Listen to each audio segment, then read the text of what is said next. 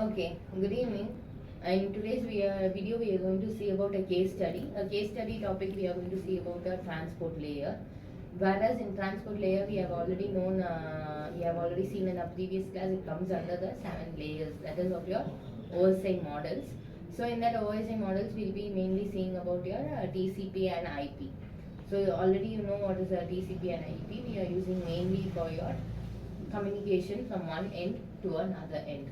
So we all know this transport layer plays an important role for your case study. So you know that already we have a TCP and UDP, the two main layer of protocols where this transport layer works. So I need you to give a suggestion of this, whereas we'll be using in a video streaming way. It can be either of a YouTube or it can be of a Netflix, because nowadays we even that is a communication which we are using through our transport medium. So who's going to share your points of your case study idea by streaming your videos in online? Transportation layer.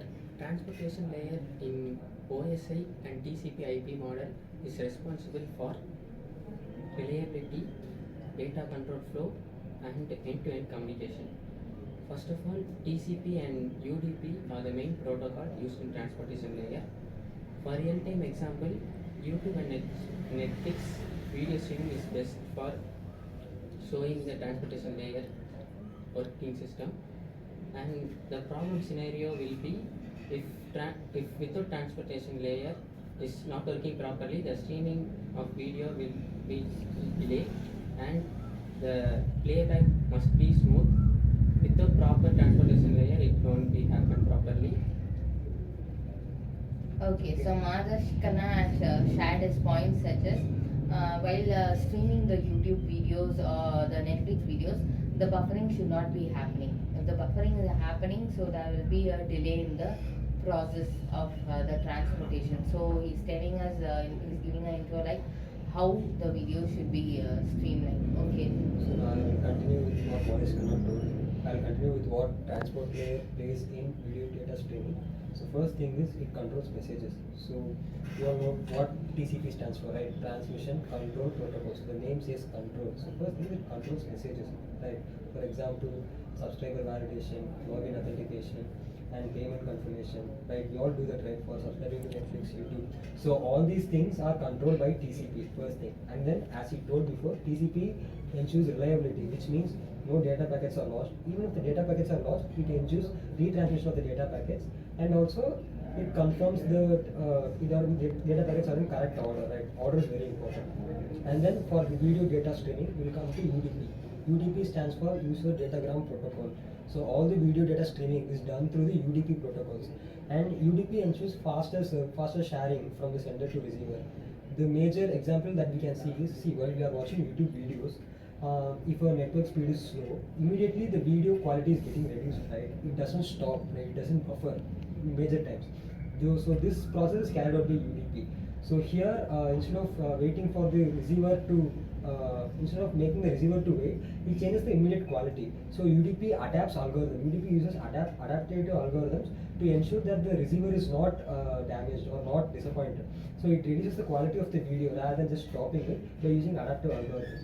And then flow and congestion control.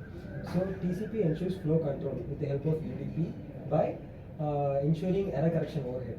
And then congestion control. So congestion control reduces the network collapse by reducing the data speed and reducing the quality. So this is all the action of transport layer in video data streaming.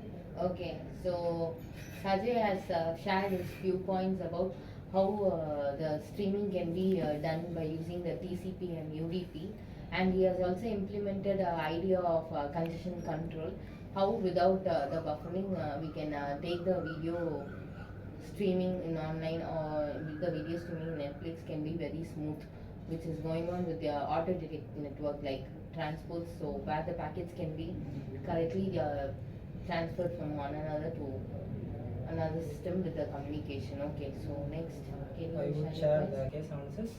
Without UDP, if only TCP were used, every lost packet would need a retransmission. This would cause the long buffering in videos. With UDP, the system prioritize continuous package over the perfection, and small packet losses are ignored, leading to better user experience. Okay, so Jaga has shared a point of how TCP and UDP works. So even the Sajay's points here, he has made it in a similar way of explaining how the packets would be transferring. So I leave the takeaways. What are the takeaways we can take for case study? So first of all, let's see the outcomes regarding this. So end users get low latency streaming even under poor network connection, and service providers balance between reliability and TCP for control and speed UTP for streaming. And this demonstrates how the transport layer is critical in real-time applications. Let's see the key takeaways. Transport layers provide reliability, flow control, error handling, and multiplexing. Applications choose TCP or UDP based on requirements. Okay, so she has given how the TCP and UDP is based on their requirements and how the error handling functions and how the connections of the network is going to happen in your transport layer. So this I think we'll be having a case study of video streaming. So thank you, Anna.